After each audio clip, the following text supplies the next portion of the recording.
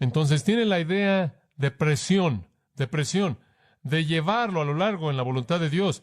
Hay un segundo, y esa es la idea de permear. Pleró algunas veces se usa de algo que permea. Y creo que una buena ilustración de eso es la sal. La sal permea. De hecho, permea también que si usted le pone suficiente sal a algo, lo va a preservar, ¿verdad? Pero cuando usted quiere comer algo y usted coloca esa sal, le da sabor. Permea todo de tal manera que todo tiene sabor.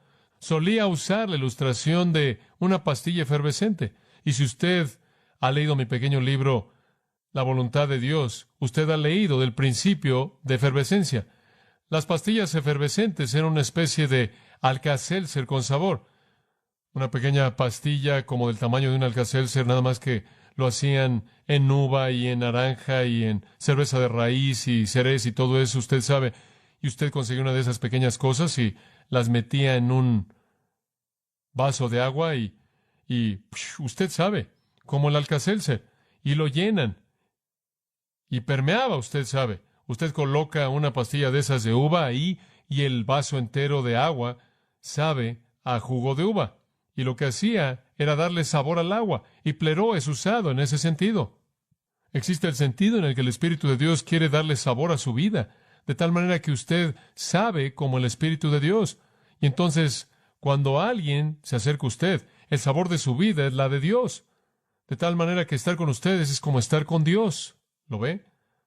Entonces es la idea de presión para moverlo y es la idea de permear de tal manera que usted sabe cuando alguien se acerca a usted, piensan que quizás han estado con Jesús, porque le da sabor a su vida. Pero el pensamiento dominante aquí en mi mente, conforme se compara con el registro de los evangelios en particular, el uso dominante de pleró es hablar de control. Hablar de control total es ese tipo de idea. Usted tiene la idea de impulsar, tiene la idea de permear, pero la idea de control es la clave. Permítame ver si se lo puedo ilustrar.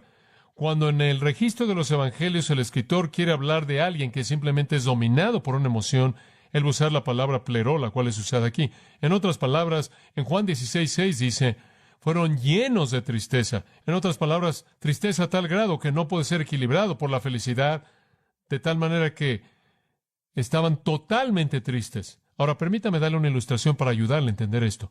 La mayor parte del tiempo podemos, en cierta manera, equilibrar las cosas en nuestra vida, ¿verdad? Tome el concepto de la tristeza. Muy bien, tenemos tristeza por aquí, en la báscula, y la felicidad por aquí, muy bien. Y vivimos la vida y un poco de tristeza y después pensamos en algo feliz, ¿lo ve? O, bueno, no están las cosas muy bien en casa, creo que voy a ir a la oficina y como puedes ver está mejor. No, las cosas no están muy bien en la oficina, creo que me voy a ir a la casa, ¿lo ve? Equilibramos esto. Usted sabe, hablamos de cosas tristes, no queremos hablar ya de eso más, hablemos de algo feliz, ¿lo ve? Pero de vez en cuando no podemos mantener ese equilibrio, usted entiende. La persona que más amamos muere, ¡fum! ¿Se da cuenta? De pronto, la báscula bajó del lado de la tristeza y nada de lo que alguien dice, nada de lo que alguien hace puede quitar la tristeza. Llenos. Y ahí es cuando la palabra sería usada. Es totalmente dominante. Por otro lado, usted va viviendo felicidad por aquí, tristeza por allá. La tía Marta muere y le deja a usted 50. ¡Wow! Está feliz. Usted sabe, no importa. El mundo puede hacer lo que quiere. Yo tengo 50. ¿Se da cuenta? Nunca lo esperó. Ahora de pronto está lleno de felicidad y ese es el concepto de la palabra. Usted está totalmente dominado por ello y no necesita equilibrio alguno. Lo más triste que le está pasando a su alrededor es totalmente algo que no le interesa. Usted está feliz. Y así es la vida. ¿Usted entiende? Pueden haber cosas que nos mantienen seguros y cosas que nos asustan y nos dan temor y seguimos un poco. Usted sabe, el marido recibe un incremento y tenemos una nueva casa y las cosas, los niños van muy bien. Estamos llenos de seguridad. Por otro lado, algún desastre sucede, algo terrible, estamos aterrados. Usted sabe, es a la mitad de la noche y alguien está haciendo ruido en las ventanas. ¡Wow! ¿Se da cuenta? Usted sabe, eso es pleró. Es ser controlado por esa emoción de tal manera que usted ya no puede mantener su equilibrio. Usted está fuera de control. Usted es controlado por aquello que influencia su pensamiento y su emoción. Ahora, lo mismo es verdad con la manera en la que vivimos la vida cristiana. Usted sabe, así es como la mayoría de nosotros vivimos. Aquí estoy yo por acá y aquí está el Espíritu Santo Decimos un poco de mí, un poco para el Espíritu Santo, un poquito para mí, como puede ver, y en cierta manera, de pronto, en algún punto en el tiempo, cedemos al Espíritu de Dios y totalmente yo desaparezco y somos llenos del Espíritu. Todo es controlado por Él, todas nuestras emociones, todos nuestros actos de la voluntad, todos nuestros pensamientos. Eso es lo que significa ser lleno del Espíritu. ¿Lo ve? Esa es la médula del asunto. Es la idea de ser llevado, es la idea de ser permeado de tal manera que tiene el sabor de Jesucristo, pero también es la idea de ser controlado por y una mano firme de control. Permítame darle una ilustración. Observe Mateo 4.1. Mateo 4.1 dice esto. Entonces Jesús fue llevado por el Espíritu al desierto para ser probado por el diablo. Ahora aquí está el Espíritu Santo operando en la vida de Jesús y el Espíritu Santo dice, llevó a Jesús, Él llevó a Jesús. Muy bien, ahora vayamos a Lucas 4.1. Él llevó a Jesús en Mateo 4.1 a la tentación. En Lucas 4.1 tenemos el mismo incidente, la tentación, misma situación, pero aquí dice, ahora observe. Y Jesús, siendo lleno del Espíritu Santo, regresó del Jordán y fue llevado por el Espíritu al desierto. Ahora, ¿cuál fue la condición en la que el Espíritu lo llevó? Él estaba, ¿qué? Lleno del Espíritu. ¿Ve usted lo que ser lleno del Espíritu significa? Significa ser guiado por el Espíritu, ser controlado por el Espíritu. Ahora, si usted fuera a ir a Marcos capítulo 1, lo mismo se vuelve a ver, la tentación de Jesús, y en Marcos 1:12 dice, inmediatamente el Espíritu, y usa la palabra ekbalo, lo lleva al desierto. Y esa es una palabra realmente fuerte. Él lo llevó al desierto. Él lo empujó al desierto. En otras palabras, Jesús mismo estaba bajo el poder del Espíritu de Dios, de tal manera que el Espíritu de Dios literalmente lo empujó a donde quería que fuera. Él fue controlado por el Espíritu de Dios. Y esa es la razón por la que más adelante, cuando vienen a Jesús y dicen, ¿qué haces? Lo que haces, lo haces por el poder de Satanás. Él dijo, no me han blasfemado a mí, sino a quién, al Espíritu Santo. ¿Por qué? Porque él había cedido el control de su vida al poder del Espíritu de Dios. Él estaba lleno del Espíritu y esa es la razón por la que él fue impulsado por el Espíritu. Escuche, ser lleno del Espíritu, amados, es lo mismo. Es la idea de ser empujado por el Espíritu de Dios, de ser movido por el Espíritu de Dios, de ser permeado por el Espíritu de Dios, de ser controlado por el Espíritu de Dios. Ese es el punto. Y de eso estamos hablando. Estamos hablando de vivir su vida bajo el control del Espíritu de Dios. Él está ahí, y si usted no vive así, usted lo entristece por un lado y lo contrista por otro lado. Usted lo contrista por un lado y lo apaga por otro lado. Lo entristece, así se siente de manera personal, triste, usted lo apaga. Así es como usted lo refrena para lo que él le gustaría hacer. Entonces usted realmente está tratando con su persona de manera negativa y sus propósitos de manera negativa. Y por cierto, a menos de que sea lleno del Espíritu de Dios, usted no sirve. Solía usar la ilustración de un guante. Si tengo un guante aquí y digo, guante, toca el piano. ¿Qué va a hacer el guante? El guante no toca el piano, simplemente se queda ahí. Si meto mi mano en ese guante y después toco el piano, ¿qué sucede? ¡Caos! La marcha de los, usted sabe, así era. Renuncié después de mi primer recital, me metí al béisbol. Pero usted sabe, el guante, usted mete la mano en el guante y un guante simplemente se mueve. El guante no se vuelve piadoso y dice, oh dedos, muéstrenme el camino por dónde ir. No hace eso. Y un guante no pelea conforme usted le dice, guante, por favor, responde. No, el guante simplemente lo hace. Bueno, como cristiano, usted es un guante y usted puede quedarse en la mesa y quejarse hasta que muera. Pero usted nunca va a afectar nada para Dios hasta que sea lleno con su espíritu. Porque un guante no puede hacer nada sin una mano y usted no puede hacer nada sin la energía de la llenura del espíritu. Todo lo que usted trata de producir por usted mismo es hecho en la carne y es inútil. En el mejor de los casos es hojarasca, no oro, plata, piedras preciosas. Entonces lo que la Escritura está diciendo aquí es que necesita ser lleno del Espíritu de Dios para ser eficaz, para cumplir con el andar digno, para cumplir con el andar en amor, el andar en la luz, el andar con sabiduría, hacer cualquier cosa para Dios. Para andar en sabiduría usted debe ser lleno del Espíritu de Dios, debe ser permeado por su persona, debe ser impulsado por su poder y debe ser controlado por su presencia. Ahora, permítame mostrarle algo. ¿Sabe una cosa? A menos de que sea así, usted es inútil para el Señor. Digo, Él no puede hacer algo con usted, es un desperdicio de tiempo.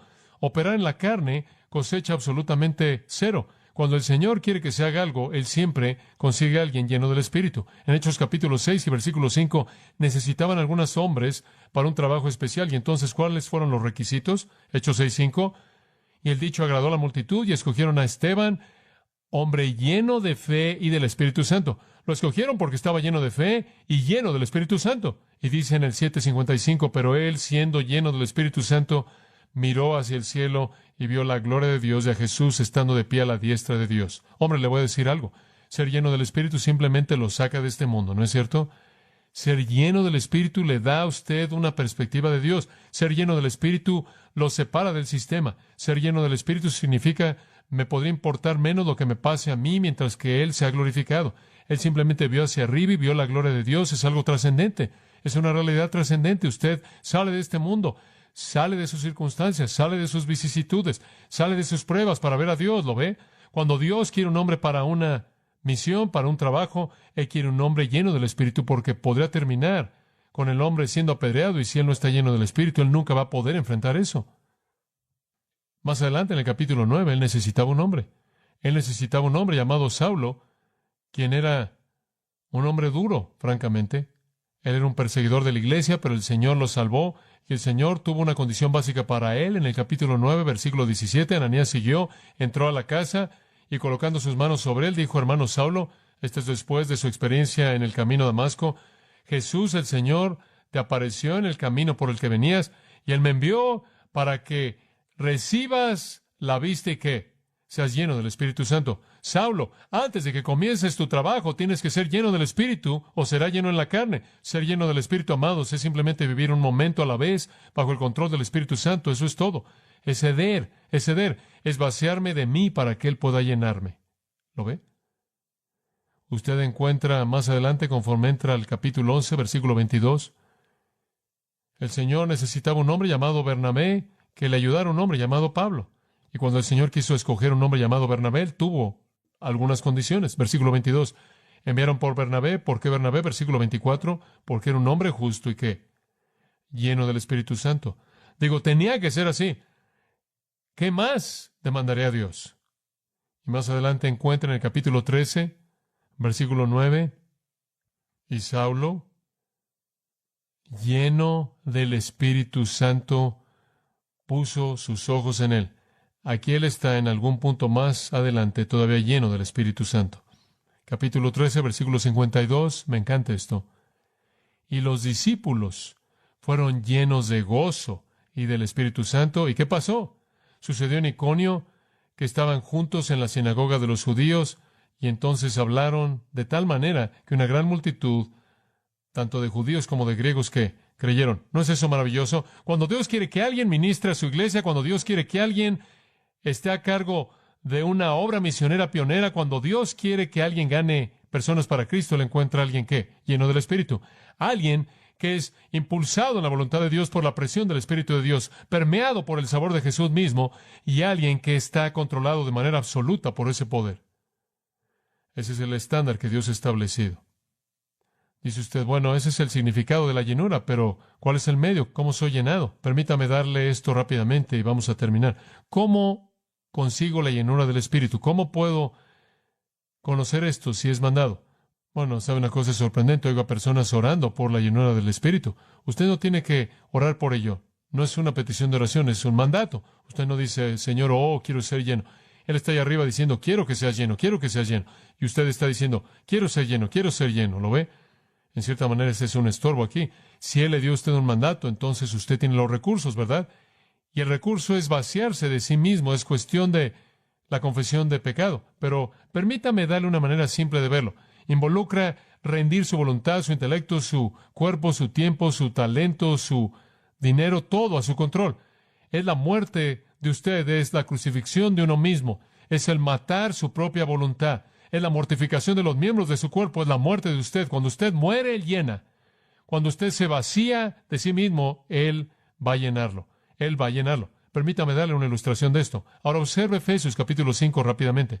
Usted tiene en Efesios capítulo 5, versículo 18, esta afirmación. No se embriaguéis con vino, en lo cual hay disolución, antes bien sed llenos del Espíritu. Ahora, ¿qué sucede cuando usted es lleno del Espíritu? Aquí está lo que pasa.